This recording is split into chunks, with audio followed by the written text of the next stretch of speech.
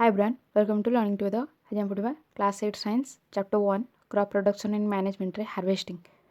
अमल करा जाउछि जो शस्य से विषय पढ़ा प्रीवियस क्लास रे हम देखिले केमती ओडिसाइड प्रयोग करा है कि ओड्स को सब रिमूव करा होछि फील्ड रू एंड देखिले ट्रेडिशनल मेथड ऑफ इरिगेशन देखिले पुले सिस्टम चेन पंप सिस्टम धेकली सिस्टम देखिले ए सब अलग अलग कोन ट्रेडिशनल मेथड इरिगेशन देखिले and modern method of irrigation रे देखिले स्प्रिंकलर सिस्टम जोटा कि जल सिंचन पद्धति रे जो इरिगेशन करा होची जल सिंचन करा होची एंड एटा हेल्पफुल होची अनइवन लैंड पई असमान थिबा भूमि पई सेटा हेल्पफुल एंड देखिले कॉफी प्लांटेशन लॉन से सब जगह पई यूज करा होता है स्प्रिंकलर सिस्टम एंड अनदर देखिले मॉडर्न मेथड ऑफ इरिगेशन रे ड्रॉप इरिगेशन बुंदा बुंदा जलसेचन जोटा बुंदा जलसेचन डायरेक्ट कौन प्लांट रूट रे जाकि वाटर पड़ो से कहते drop method okay drop system आज हम पढ़ा हार्वेस्टिंग हार्वेस्टिंग कौन अमल करवा से विषय पढ़ा harvesting of a crop is an important task शस्यर अमल गोटे गुरुत्वपूर्ण कार्य the cutting of crop after it is mature is called harvesting शस्य को काटिबा जते से मैच्योर हो जाए पूर्ण विकसित पाकल हो जाए शस्य को काटिबा को कहुए harvesting in harvesting crops are pulled out और cut close to the ground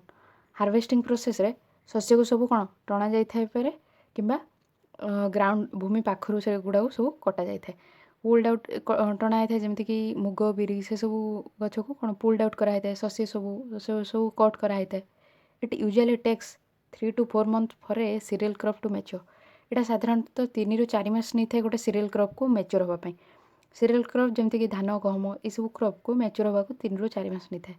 harvesting in our country is either done manually by sickle or by a machine called harvester आम देश हार्वेस्टिंग अमल कराई था आइदर मैनुअली हस्तचालित प्रक्रिया दा साहाय्य sickle ये image देती दा साहाय्य कराई था कि हार्वेस्टर गोटे मेसीन जंत्र साहाय्य कराई था जोटा कि हार्वेस्टर कहुए ओके धान अमल करवा जंत्र से कहुचे हार्वेस्टर ओके देन कहुचे शस्य अमल करवा जंत्र को कहुचे harvester in the harvested crop the grain seeds need to be separated कुछ जो हार्वेस्ट कराई था जो शस्य अमल कराई था से शस्यर दाना को आमको पृथक करिया दरकार okay grains need to be separated from the chaff जो रही था नड़ा से तार जो स्टॉक थाए से रिमूव करवा दरकार ओके भूसी भी कहुए नड़ा से सबू रिमूव करिया दरकार शस्यर मंजी this process is called threshing ये प्रोसेस को कौन कहुए थ्रेसिंग कहुए ओके आम 6th क्लास रे देखिले थ्रेसिंग मेथड रे कौन गोटे हार्ड सरफेस उपर जमीक वुड किंबा स्टोन उपर स्टॉक को धानर जो स्टॉक को बाड़े से कौन तार ग्रेन को सेपरेट करते स्टॉक रू से कहूँ threshing this is carried out with the help of machine called combine which is in fact a harvester as well as a thresher जो थ्रेसिंग मेथडटा यहाँ गोटे मेसीन साहाय्य कराई था जोटा कि कहुए कंबाइन ओके जोटा कि गोटे हार्वेस्टर काम करे और थ्रेशर काम करे हार्वेस्टर माने काटिबार काम करे काटिला परे से तार जो शस्यर मंजी थाए ता स्टॉक रू रिमूव करने को हेल्प करे ता नडारू तार शस्यर मंजी को रिमूव करता है से सेम मेसीन जोटा कि कंबाइन कहूँ ये देखिए गोटे ब्लेड अच्छी तार लगी कट करुच्ची ए जो मेसीनटा अच्छी से तार स्टॉक रू धान जो नडारू तार धान कि अन्य जहाँ भी शस्य तार से स्टॉक रू रिमूव कर ग्रेन को ओके है कंबाइन मेसीन देखिए देन पहले कौन after harvesting sometimes stubbles are left in the field which are burned by farmers बेले बेले अमल कर सारे स्टॉप सब फील्ड रे रही जाए स्टॉप कौन जो गोटे धानर जो रही है काटिला तार मूल से गुड़ा कहुच्छी stops okay which are burned by farmers जोटा कि कृषक मान द्वारा जाली दिया है पहली जो पहली व्यस्त होची सी नोज दैट इट कजेस पॉल्यूशन से जाने गुड़ा सब प्रदूषण करता है it may also catch fire और damage the crop lying in the field यहाँ हे तो निआ धर निआ धरला सेटा जो ता पाखरे थिबा जो शस्य क्षेत्र ताको मध्य नष्ट कर दे पारे farmers with small holdings of land do the separation of grain and chaff by winnowing जो कृषक मानकर अल्प जमी थाए से शस्य को जो तार नडारू रिमूव करते नडा बा भूसी से कौ मेथड रिमूव करते विनोइंग प्रोसेस जो कि ଜଣେ ଲୋକ ଗୋଟେ ଉଚ୍ଚା ଜାଗାରେ ଠିଆ ହେଇଥାଏ। ଠିଆ ହେଇକି ସେ ଯେଉଁ ଗୋଟେ ପାତ୍ରରୁ ଉପରୁ କ'ଣ ଗ୍ରେନ୍କୁ ପକାଇଥାଏ, ଯାହାଦ୍ୱାରା କି ପବନ ଦେବା ଦ୍ୱାରା ଯେଉଁ ହାଲୁକା ତା'ର ଭୁସି କିମ୍ବା ଯାହା ତା'ର ଅଦରକାରୀ ପଦାର୍ଥ ଥାଏ ସେଗୁଡ଼ା ସବୁ ବାହାରିକି ଗୋଟେ ଦୂରରେ ପଡ଼େ। ଆଉ ଯେଉଁ ଗ୍ରେନ୍ ଗୁଡ଼ା ସେଇଟା ଟିକେ ହେଭି ଥାଏ, ସେଇଟା ଗୋଟେ ଜାଗାରେ ଜମିଯାଏ।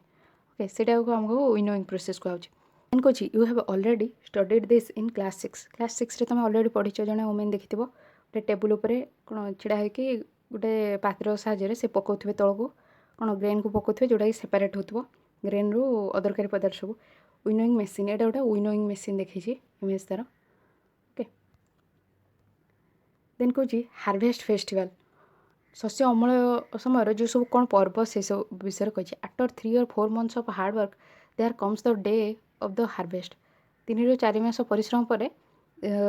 ଅମଳ କରିବାର ଦିନ ଆସେ। Okay, the sight of golden fields of standing crop laden with grain fills the heart of farmer with joy and a sense of wellbeing. କହୁଛି କି ସୁନା କ୍ଷେତ୍ର ଦୃଶ୍ୟ ଯେଉଁଟାକି ଶସ୍ୟରେ ଭରି ହୋଇ ରହିଥାଏ, ସେଇଟା କୃଷକକୁ ବହୁତ ଖୁସି ଏବଂ ସନ୍ତୁଷ୍ଟି ଦେଇଥାଏ। Okay, the efforts of the past season have borne fruit and it is time to relax and enjoy a little. କହୁଛି ପୂର୍ବ ଋତୁରେ ଯେଉଁ ଏଫର୍ଟ ଦେଇଥିଲେ, ଓକେ, ଯେଉଁ ଉଦ୍ୟମ ବା ଚେଷ୍ଟା କରିଥିଲେ ସେମାନେ, ସେଇଟା କ'ଣ ଏବେ ଫ୍ରୁଟ୍ ଦେଇଛି, ଫଳ ଆସିଛି ତା'ର। ଏବେ ତା'ର ସମୟ ହେଲା କି ସେମାନେ ଟିକେ ରିଲାକ୍ସ କରିବେ, ଥକା ମାରିବେ ଏବଂ ଏନ୍ଜୟ କରିବେ। ଓକେ, ଉପଭୋଗ କରିବେ। The period of harvest is thus of great joy and happiness in all parts of India. ଶସ୍ୟ ଅମଳର ସମୟ ଇଣ୍ଡିଆର ପ୍ରତ୍ୟେକ ଅଂଶରେ ଖୁସି ଏବଂ ଆନନ୍ଦ ଭରି ରହିଥାଏ। Men and women celebrate it with great enthusiasm. Men ଆଉ ଓମେନ୍ ମାନେ ଏଇଟାକୁ ପାଳନ କରିଥାନ୍ତି ବହୁତ ଆଗ୍ରହରେ। Okay, special festivals associated with the harvest season are Pongal, Baisakhi, Holi, Diwali, Nabanna and Bihu. Okay, ସବୁ କିଛି ସ୍ପେଶାଲ୍ ପର୍ବ ଯାହାକି ହାର୍ଭେଷ୍ଟିଂ ଋତୁ ବା ସିଜନ୍ ସହିତ ଆସୋସିଏଟ୍, ଯେମିତିକି ପୋଙ୍ଗଲ, ବୈଶାଖୀ, ହୋଲି, ଦିୱାଲି, ନବନ୍ୟା ଆଣ୍ଡ ବିହୁ। ଓକେ, ସେଇ ହାର୍ଭେଷ୍ଟିଂ ସିଜନ୍ରେ ପାଳନ କରାଯାଇଥାଏ। ଦେନ୍ ନେକ୍ସଟ ମେଥଡ଼ ଇଜ୍ ଷ୍ଟୋରେଜ୍। କେମିତି ଯେଉଁ ହାର୍ଭେଷ୍ଟ କରାହେଲା ଫସଲ ତାକୁ କେମିତି ଷ୍ଟୋର୍ କରାଯିବ ଯେମିତିକି ସେମାନେ ଖରାପ ହେବେନି, କେମିତି ସେମାନଙ୍କୁ ମଜୁଦ ବା ଭଣ୍ଡାରରେ ସଞ୍ଚୟ କରି ରଖାଯିବ, ଯେଉଁଟାକି ସେମାନଙ୍କୁ ଅଧିକ ଦିନ ପାଇଁ ଆମେ ରଖିପାରିବା। Okay, storage of produce is an important task. ଯାହା ସବୁ ଉତ୍ପାଦନକୁ ସଂରକ୍ଷିତ କରି ରଖିବା ସେଇଟା ଗୋଟେ ଦରକାରୀ କାର୍ଯ୍ୟ। If the harvested grains are to be kept for longer time they should be safe from moisture, insects, rats and microorganisms. ଯଦି ଅମଳ କରାଯାଇଥିବା ଶସ୍ୟକୁ ଆମକୁ ଅଧିକ ଦିନ ପାଇଁ ରଖିବାକୁ ଅଛି, ତ ଆମକୁ ସେସବୁକୁ ସୁରକ୍ଷିତ ରଖିବାକୁ ପଡ଼ିବ। ମଏଶ୍ଚରରୁ, ଆର୍ଦ୍ରତାରୁ, କୀଟପତଙ୍ଗ, ମୂଷା ଏବଂ ଛୋଟ ଅର୍ଗାନିଜମ୍ ଛୋଟ ଜୀବମାନଙ୍କଠୁ ରକ୍ଷା କରିବାକୁ ପଡ଼ିବ। ଓକେ, କୀଟପତଙ୍ଗମାନଙ୍କଠୁ ରକ୍ଷା କରିବାକୁ ପଡ଼ିବ। Harvested grains have more moisture. ଅମଳ କରାଯାଇଥିବା ଶସ୍ୟରେ ବହୁତ ପରିମାଣର ଆର୍ଦ୍ରତା ଥାଏ। Okay, if freshly harvested grains seeds are stored without drying, they may get spoiled or attacked by organisms, making them unfit for use or for germination. ଯଦି ଫ୍ରେଶଲି ଯେତେବେଳେ ଆମେ ସାଙ୍ଗେ ସାଙ୍ଗେ ଅମଳ କରୁଛନ୍ତି ଶସ୍ୟକୁ, ଯଦି ତାକୁ ଆମେ ନ ଶୁଖେଇକି ତାକୁ ଷ୍ଟୋର୍ କରିଦେଉଛନ୍ତି, ମଜୁଦ କରି ରଖିଦେଉଛନ୍ତି, ତ ସେମାନେ ଜଲ୍ଦି ଖରାପ ହେଇଯିବେ ଏବଂ ଅନ୍ୟ ସବୁ ଅର୍ଗାନିଜିମ୍ ମାନଙ୍କ ଦ୍ୱାରା ସେମାନଙ୍କୁ ଅନ୍ୟ ଅର୍ଗାନିଜିମ୍ ମାନେ ସବୁ ଆକ୍ରମଣ କରିବେ, ଯେମିତିକି ର୍ୟାଟ୍, ମାଇକ୍ରୋ ଅର୍ଗାନିଜିମ୍ସ ଆମେ ଦେଖିଲେ। ଏବଂ ତା କାରଣରୁ ସେସବୁ ଗ୍ରେନ୍ସ ଗୁଡ଼ା ଅନଫିଟ୍ ହେବ ଜର୍ମିନେସନ୍ ପାଇଁ, ଗଜା କରିବା ପାଇଁ ଅନଫିଟ୍ ହେବ ଏବଂ ବ୍ୟବହାର କରିବା ପାଇଁ ସେଗୁଡ଼ା ଅଦରକାରୀ ହେଇଯିବ। Okay, hence before storing them the grains are properly dried in the sun to reduce the moisture. ତେଣୁ ଶସ୍ୟକୁ ଷ୍ଟୋର୍ କରିବା ପୂର୍ବରୁ ଆମକୁ ତାଙ୍କୁ ଭଲ ଭାବରେ ସୂର୍ଯ୍ୟକିରଣରେ ଭଲ ଭାବରେ ଶୁଖାଇବାକୁ ପଡ଼ିଥାଏ, ଯାହାଦ୍ୱାରା କି ସେମାନଙ୍କର ଯେଉଁ ଆର୍ଦ୍ରତାଟା କମିଯିବ। ଓକେ, ଯେଉଁଟାକି ସେମାନଙ୍କୁ କୀଟପତଙ୍ଗରୁ ଖରାପ କରିବାରୁ ରକ୍ଷା କରିବ। This prevents the attack by insect, pests, bacteria and fungi. ଏଇଟା ନିବାରଣ କରିଥାଏ ସବୁ କୀଟପତଙ୍ଗର ଅନିଷ୍ଟକାରୀ ଯେତେକ କୀଟ ସେସବୁର ଆଟାକ୍ରୁ ଏବଂ ବ୍ୟାକ୍ଟେରିଆ, ଫଙ୍ଗି ଯେତେକ ବୀଜାଣୁ ଏବଂ କବକ ରହୁଛନ୍ତି ସେସବୁର ଆକ୍ରମଣରୁ ମଧ୍ୟ ରକ୍ଷା କରିଥାଏ। ଦେନ୍ ପହିଲି କହୁଛି I saw my mother putting some dried neem leaves in an iron drum containing wheat. ପହିଲି କହୁଛି ମୁଁ ମୋ ମାଆଙ୍କୁ ଦେଖିଛି କିଛି ଶୁଖିଲା ନିମପତ୍ର ଗୋଟେ ଲୁହା ଡ୍ରମ୍ରେ ପକାଇବାରେ ଯେଉଁଥିରେ କି ଗହମ ଅଛି। I wonder why. ମୁଁ ଆଶ୍ଚର୍ଯ୍ୟ ହେଲି କ'ଣ ପାଇଁ ସେ ଏମିତି କଲେ। ଓକେ, ଦେନ୍ କହୁଛି farmer store grains in jute bags or metallic bins. କୃଷକମାନେ ଶସ୍ୟକୁ ସବୁ ଝୋଟ ବ୍ୟାଗ୍ରେ ଷ୍ଟୋର୍ କରି ରଖିଥାନ୍ତି କିମ୍ବା ସବୁ ଧାତୁର ସବୁ ବଡ଼ ବଡ଼ ଡବା ସେଇଥିରେ ଷ୍ଟୋର୍ କରି ରଖିଥାନ୍ତି। However large scale storage of grains is done in silos in granaries to protect them from pests like rat and insect. कौच कि जो बड़ स्केल अधिक परिमाण जो स्टोर कराई था शस्य को सब सिलोज कराई था एंड ग्रानारीज कराई था। सिलोज कौन ये तार इमेज देती सिलोज है बड़ बड़ सब मेटालिक कंटेनर जो रोचे बड़ बड़ मेटालिक कंटेनर एगुड़ा सिलोज कहुचे एंड ग्रानारीज ग्रानारीज कौन शस्य भंडार जो कहुचे ओके से सब रखाई था ये है granaries storage of grains in gunny bags in granaries gunny bag रे सब झोट सूता बैग जो से रखाई स्टोर कराई सब ग्रेन को ओके देन कहूँ यहाँ कौन पर कराई कि प्रोटेक्ट करने इनसेक्ट रू सब कीट पतंग मूषा अनिष्टकारी जित कीट से सब प्रोटेक्ट करने से स्टोर कराई देन कहूँ dried neem leaves are used for storing food grains at home घरे सुखिला निमपत्र व्यवहार कराई खाद्य शस्य को स्टोर कर रखापी for storing large quantity of grains in big godowns specific chemical treatments are required to protect them from pests and micro organisms बड़ बड़ गोडाउन गोदाम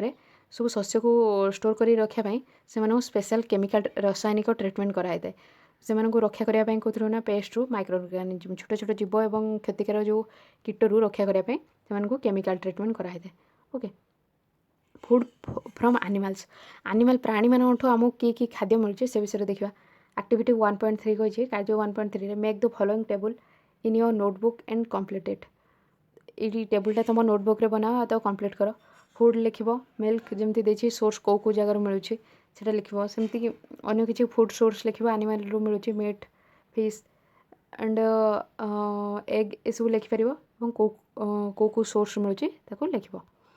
after completing this table you must have seen that like plants animals also provide us with different kinds of food ये टेबुलटा तुम पूरा कराला तुम देखिए जे जमीक कि उद्भिद मैंने आमको विभिन्न प्रकार खाद्य दे था सेमती एनिमल मैंने आमको विभिन्न प्रकार खाद्य दे था many people living in the coastal areas consume fish as a major part of their diet बुझे बहुत लोग जो मैंने कि कोस्टल एरिया उपकूलवर्ती अंचल समुद्र उपकूलवर्ती अंचल रही था से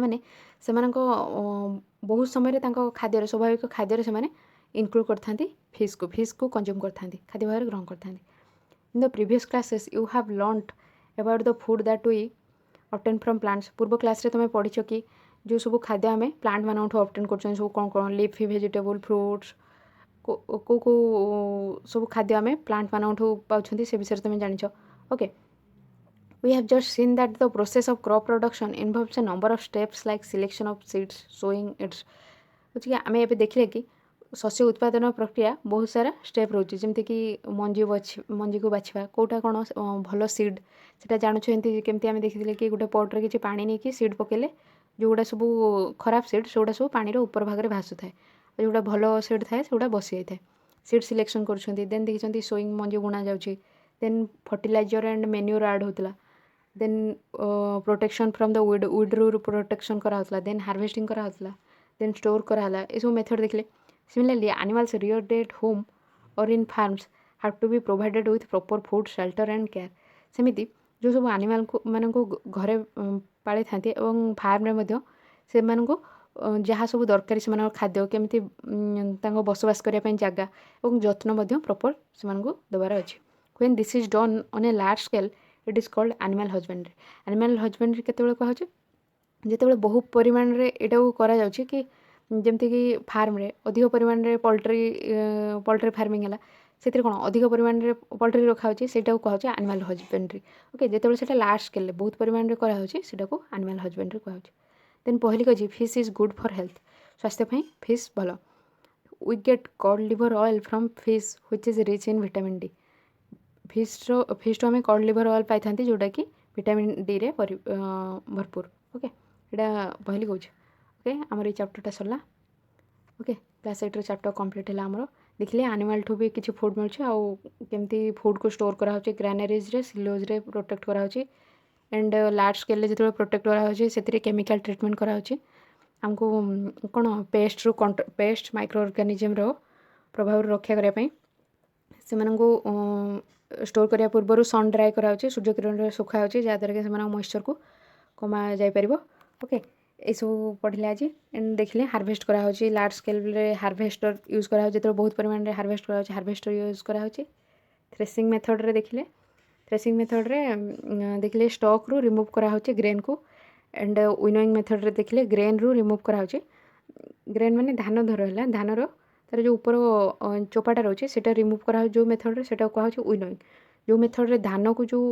तार स्टॉक जो नडारू बाहर करा सेटा कहा थ्रेसिंग